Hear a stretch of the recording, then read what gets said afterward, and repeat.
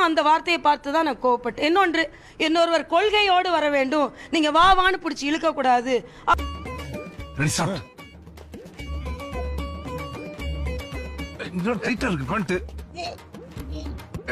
அப்பதான் நான் கேட்டேன், சகோதரி குஷ்பு அவர்களே, எந்த கொள்கையோடு நீங்கள் திமுகவில் இணைந்தீர்கள்? நான் கொள்கை பிடிப்போடு தான் காங்கிரஸ்ல இருந்தேன், என்ற யாரும் தூதர் வரலன்னு போட்டிருந்தாங்க. நாங்க ஒண்ணு தூது அனுப்பலன்னு அதான்.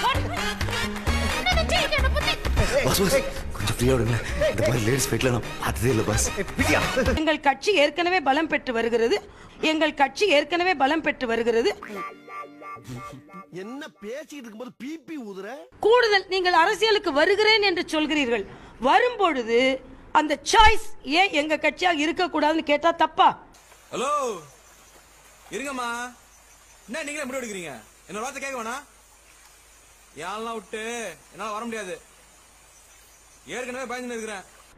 நீங்க பேக்கிங் என்ன பிச்சை எடுக்கிறீர்கள் வர வேண்டும் என்று சொல்லி, இது என்ன என்ன வார்த்தைகள் நான் கேட்கிறேன். ஏண்டா எடுக்கிறது பிச்சை, பேசுறது ஏகத்தாளமா பேசுற? திமுக இருந்து வெளியே வந்தீங்க, எந்த கொள்கையில காங்கிரஸ்ல சேர்ந்தீங்க நான் கேட்டேன்.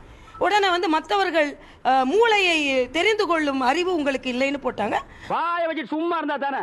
தீபாவளி நாள் அதுமா போய் அவங்ககிட்ட எகத்தாளம் பேசியிருக்கு, பட்டாச்சாரத்து கொண்டு அவன் ஆத்தா வாயில போட்டா அன்னைக்கு செதறன பல்லு தான் நான் திருப்பி போட்டேன். நான் ஒரு டாக்டர், பர்டிகுலர்லா ஸ்கேன் டாக்டர், ஸ்கேன்ல மூளையை தெரிந்து கொள்ளும் டாக்டர்.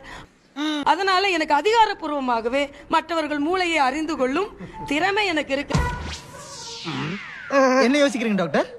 வஞ்சர மீனை வறுத்து வச்சாம ரவுண்ட் ரவுண்டா இருக்கே, என்னது? It's human brain. திறமை எனக்கு இருக்கிறது, ஏனென்றால் நான் படித்த படிப்பு அப்படி.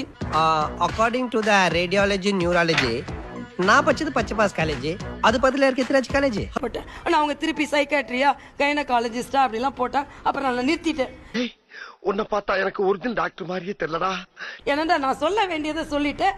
வேணாம், எங்க கிட்ட வேணாம். சண்டையிடுவது எனது நோக்கம் அல்ல. அடிதடி அரசியல் எங்களுக்கு பண்ண தெரியும்.